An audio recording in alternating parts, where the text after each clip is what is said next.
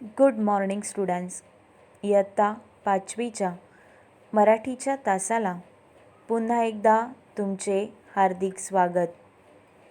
मुलांनो, मागील तासाला आपण आपल्या पाठ्यपुस्तकातील पाठ क्रमांक 4 ही पिसे कोणाची हा पाठ पूर्ण अभ्यासला, बरोबर? आजच्या तासाला आपण आपल्या पाठ्यपुस्तकातील कविता क्रमांक 5 डराव डराव ही कविता अभ्यासणार आहोत. कोणती बरं कविता अभ्यासणार आहोत मुलांनो? डराव डराव. ह्या कवितेचे कवी आहेत ग.ह. पाटील. कवींचं नाव काय आहे मुलांनो? ग.ह. पाटील.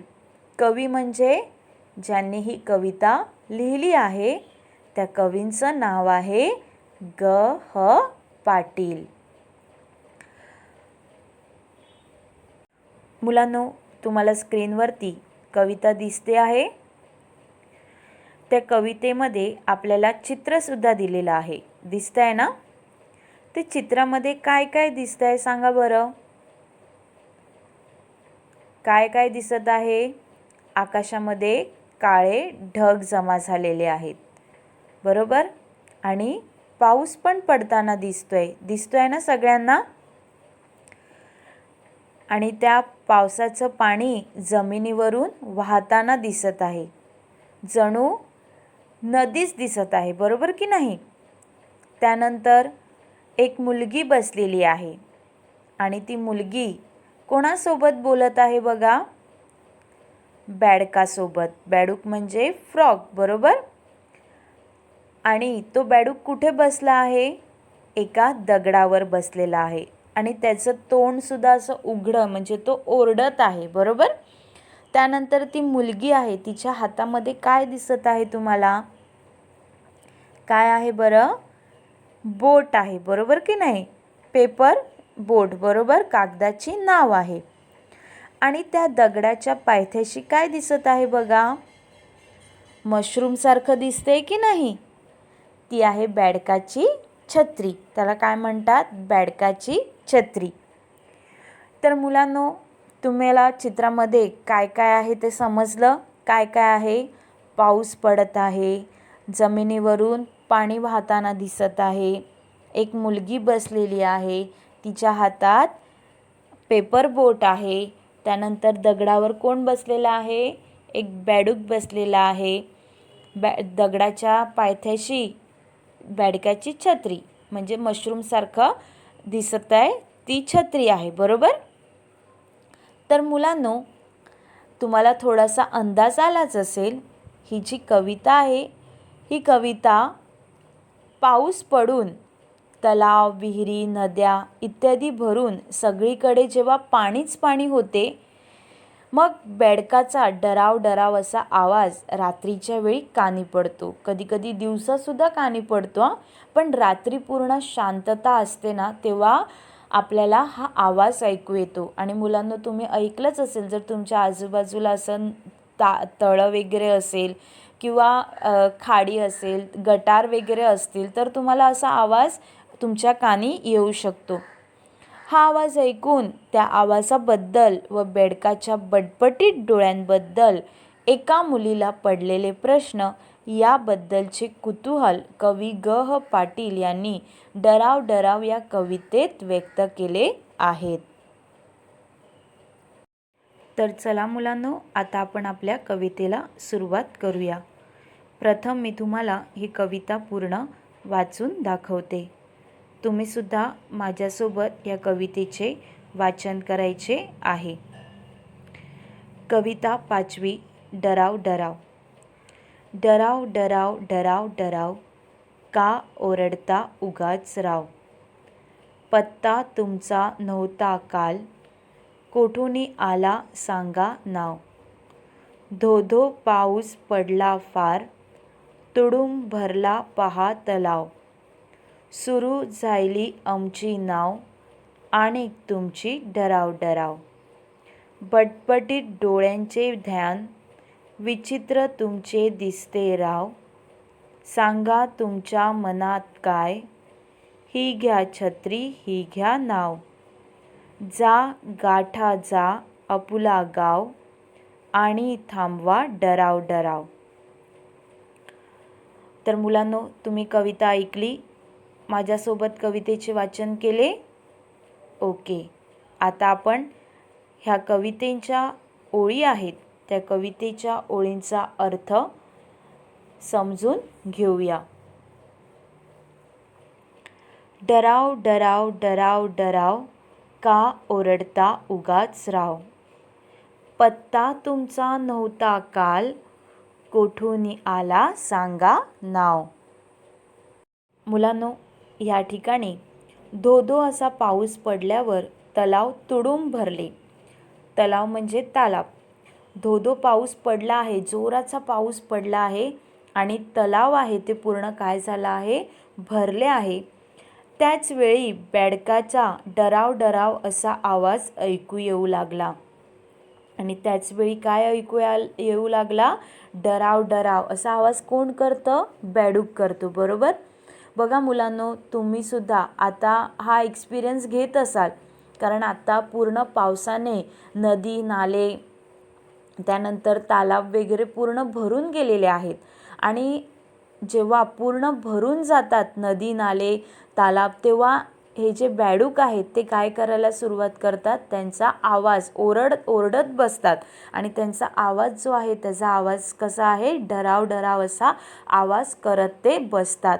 आणि जास्त करून मुलांनो, हे आवाज आपल्याला रात्रीच्या वेळी कानावर येतात. दिवसा थोडी गडबड असते, पक्ष्यांचा आवाज असतो, गाड्यांचा आवाज असतो, त्यामुळे आपल्याला ते क्लिअरली ऐकायला येत नाही. पण जेव्हा रात्री पूर्ण शांतता असते तेव्हा ह्यांचा हा आवाज आपल्या कानी पडतो. आणि मुलांनो, कधीकधी हा आवाज इतका असतो ना की आपल्याला झोपूसुद्धा देत नाही. कारण फक्त एकच बेडूक ओरडत नसतो, तर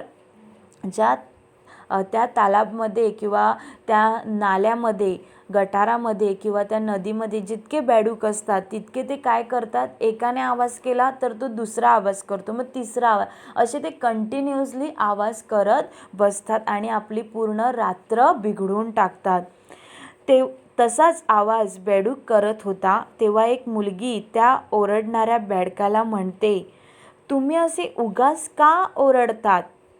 काय म्हणते की का ओरडता उगाच राव, म्हणजे तुम्ही असे उगाच का ओरडत आहात. राव म्हणजे सन्मानार्थक पदवी, म्हणजे रिस्पेक्ट करत आहे ती मुलगी, त्या बेडकाचा काय करत आहे, रिस्पेक्ट करत आहे. म्हणून ती म्हणत आहे की तुम्ही ओरडतात का, एवढ्या जोरजोराने का ओरडत बसले आहात. पत्ता तुमचा नव्हता काल, कुठून आला सांगा नाव. त्याचबरोबर ती बेडकाला विचारते की कालपर्यंत तुम्ही कुठेही नव्हता, तुमचा पत्ता नव्हता, आणि आज अचानक तुम्ही कुठून आला आहात, तुमचे नाव काय आहे. ती छोटीशी मुलगी त्या बेडक्याला विचारत आहे की तुम्ही का ओरडत आहात, का इतका म्हणजे इतके गळा फाडून तुम्ही ओरडत आहात, आणि तुम्ही कालपर्यंत तर नव्हता इथे, काल तुम्ही असे आवाज वगैरे करत नव्हता, मग आज कुठून अचानक आलात, आणि तुमचे नाव काय आहे, असा प्रश्न ती मुलगी त्या बेडकाला विचारत आहे. तर मुलांनो, तुम्हाला हा पॅरेग्राफ समजला. डराव डराव डराव डराव, का ओरडता उगाच राव, पत्ता तुमचा नव्हता काल, कुठून आला सांगा नाव. मुलगी त्या बेडकाला प्रश्न विचारत आहे की तुम्ही का ओरडत आहात, आणि तुम्ही कालपर्यंत इथे कुठे दिसत नव्हता, तुमचा पत्ता म्हणजे तुम्ही इथे कुठे नव्हता, आणि आज अचानक तुम्ही कुठून आला आहात, आणि तुमचं नाव काय ते मला सांगा. पुढे बघा. धो धो पाऊस पडला फार, तुडूंब भरला पहा तलाव, सुरू झाली आमची नाव, आणि तुमची डराव डराव. बघा मुलांनो, या ठिकाणी मुलगी बेडकाला म्हणते की धो धो पाऊस पडला फार, तुडूंब भरला पहा तलाव. तुडूंब म्हणजे मुलांनो काठोकाठ भरणे, म्हणजे पूर्ण भरून खाली जेव्हा पाणी सांडतो त्याला काय म्हणतात, तुडूंब भरणे. आणि जेव्हा मुसळधार पाऊस पडतो त्यामुळे तलाव जे आहे ते पूर्ण काय झाले आहे, काठोकाठ भरून वाहू लागले आहे. सुरू झाली आमची नाव, आणि तुमची डराव डराव. आणि जेव्हा हे तलाव काठोकाठ भरल्यावर पाणी जेव्हा वाहू लागतो तेव्हा आम्ही पावसाच्या पाण्यात कागदाच्या होड्या बनवून सोडण्याचा खेळ खेळण्यास सुरुवात केली. आणिक म्हणजे काय, आणि तुमची डराव त्यावेळीच सुरू झाली. आमचा खेळ जेव्हा सुरू झाला त्याच वेळी तुमची सुद्धा डराव सुरू झाली. बघा मुलांनो, जेव्हा धो पाऊस पडतो तेव्हा नदी नाले पूर्ण भरून वाहून जातात आणि त्यातला जो पाणी आहे तो पूर्ण रस्त्यावरती येतो, बरोबर. आणि जेव्हा तो पाणी रस्त्यावरून वाहू लागतो त्यावेळी कागदाच्या होड्या करून लहान मुलं त्या पाण्यामध्ये सोडत असतात. काही वेळेला तो आपल्या घराच्या समोरून सुद्धा पाणी वाहत जातो. आणि जरी नदी नाले नसतील तरी पण असा सुद्धा पाऊस अगर जोरात धो पडतो तरी रस्त्यावरून पाणी काय दिसतो आपल्याला, वाहताना दिसतो. आणि त्यावेळी जी लहान मुलं असतात ती त्यांना स्कूलमध्ये पेपर बोट करायला शिकवलेली असते, बरोबर की नाही. आणि मग ती बोट ते काय करतात, त्या पाण्यामध्ये कागदाच्या बोटी बनवतात आणि त्या पाण्यामध्ये सोडून देतात. जणू त्यांना वाटते ते खरंच काय करत आहेत, जसं शिप आपण बघतो समुद्रामध्ये शिप फिरत असते त्याप्रमाणे त्यांना ती बोट वाटत असते. तुम्ही सुद्धा हा खेळ खेळला असाल की नाही, पाण्यामध्ये अशा कागदाच्या होड्या बनवून पाण्यामध्ये सोडल्या की ती पुढे पुढे पुढे पुढे जातं. तसंच ह्या मुलीने सुद्धा खेळ सुरू केला होता. पेपरच्या कागदाच्या होड्या बनवून हा पाण्यामध्ये सोडण्याचा खेळ सुरू केला होता आणि त्याच वेळी बेडकाची सुद्धा डराव सुरू झाली. म्हणूनच मुलगी म्हणत आहे की धो पाऊस पडला फार, तुडूंब भरला पहा तलाव, सुरू झाली आमची नाव आणि तुमची डराव. तर मुलांनो, तुम्हाला हा पॅरेग्राफ समजला. आता आपण पुढे बघूया. बटबटीत डोळ्यांचे ध्यान, विचित्र तुमचे दिसते राव, सांगा तुमच्या मनात काय, ही घ्या छत्री ही घ्या नाव. बघा मुलांनो, मुलगी बेडकाला पाहिल्यानंतर म्हणते, बटबटीत डोळ्यांचे ध्यान, विचित्र तुमचे दिसते राव. म्हणजे तुमचे जे हे डोळे आहेत, बेडकाचे जे डोळे आहेत तुझे, ते कसे आहेत, बटबटीत आहेत. बटबटीत म्हणजे मुलांनो मोठाले, विद्रूप असे. बघा तिकडे चित्रामध्ये त्याचे डोळे दिसत आहेत, असे बाहेर आहेत आणि खूप मोठे मोठे डोळे आहेत. आणि ते मुलगी असं सांगत आहेत की ते खूप विचित्र दिसत आहेत, विद्रूप दिसत आहेत, ते चांगले दिसत नाही. आणि तुम्ही असे डराव का ओरडत आहात, का तुम्ही ओरडत आहात, का जोरजोराने ओरडत आहात, तुमच्या मनात काय आहे, तुम्हाला काय हवं आहे का, तुम्हाला काय सांगायचं आहे का, तुम्हाला तुमच्या गावी जायचं आहे का, सांगा तुमच्या मनात काय, ही घ्या छत्री ही घ्या नाव. तुम्हाला तुमच्या गावी जायचं आहे का, जर गावी जायचं असेल तर ही छत्री घ्या. छत्री म्हणजे मुलांनो खरंच छत्री घ्यायची आहे का, नाही तर बघा तिथे मशरूमसारखं दिसत आहे की नाही, ते छत्रीसारखं दिसत आहे, बरोबर. मग ते मशरूम नाही आहे, तर खायचे मशरूम वेगळे असतात मुलांनो, आणि हे जे आहेत हे खायचं नसते. हे असं म्हटलं जाते ती बेडकाची छत्री आहे, ते खायचं नसते. कधी कधी फसले जातात, आपण मशरूम समजून त्याला हात लावतात, पण मुलांना त्याला हात लावायचा नसतो, त्यामुळे अंगावरती खाज वगैरे येते. आणि हे आणि त्याला बेडकाची छत्री म्हणून ओळखलं जातं. हे झाडाला वगैरे सुद्धा आपल्याला आलेलं दिसते. कधी कधी झाडाच्या पायथ्याशी असे हे मशरूमसारखं आलेलं आपल्याला दिसतं. पण मुलांनो हे मशरूम नाही आहे, मशरूम वेगळे असतात, खायचे मशरूम असतात ते वेगळे असतात, आणि हे असंच असते. ह्याला बेडकाची छत्री म्हणून म्हटले जाते. आणि मुलगी म्हणत आहे की ही छत्री घ्या, तुम्हाला जर तुमच्या गावी जायचं असेल तर ही छत्री घ्या आणि तिच्या हातात जी बोट आहे, पेपर बोट आहे, ती घेऊन तुम्ही काय करा, तुमच्या गावी जा. म्हणूनच ती म्हणत आहे की बटबटीत डोळ्यांचे ध्यान, विचित्र तुमचे दिसते राव. तुमचे हे डोळे आहेत ते खूप विचित्र दिसत आहेत, त्यामुळे तुम्ही खूप असे वेगळे दिसत आहात. तुम्ही ओरडत का आहात, तुमच्या मनात काय आहे ते मला सांगा. म्हणजे तुम्हाला तुमच्या गावी जायचं असेल तरी मला सांगा, मी तुम्हाला ही छत्री देते आणि ही बोटसुद्धा तुम्हाला जायला देते. तर तुम्हाला मुलांनो हा पॅरेग्राफ समजला. आता आपण पुढे बघूया. जा गाठा जा आपुला गाव आणि थांबवा डराव. बघा मुलांनो, शेवटी मुलगी बेडकाला सांगते की तुम्ही ही छत्री घ्या आणि मी बनवलेली ही कागदाची नाव घ्या, होडी घ्या आणि या होडीमध्ये, ह्या नावेमध्ये तुम्ही बसा आणि तुमच्या डोक्यावर ही छत्री पकडा आणि तुम्ही तुमच्या गावी जा, म्हणजे इथून तुम्ही तुमच्या गावी जा आणि तुमची ही जी डराव तुमचं हे ओरडणं आहे ते काय करा, प्लीज थांबवा.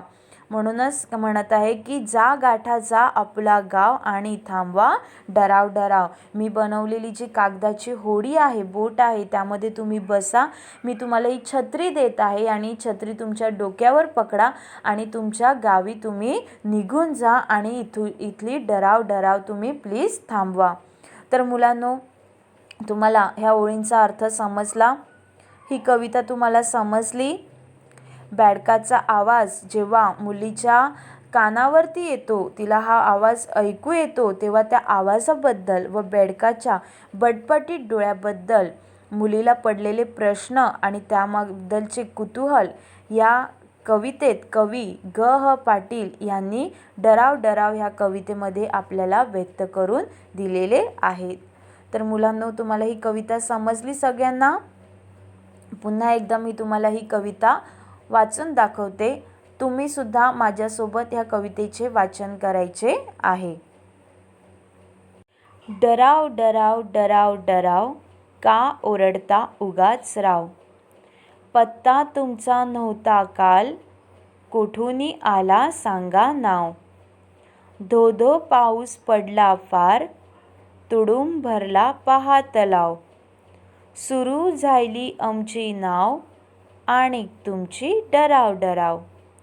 बटबटीत डोळ्यांचे ध्यान, विचित्र तुमचे दिसते राव. सांगा तुमच्या मनात काय, ही घ्या छत्री ही घ्या नाव.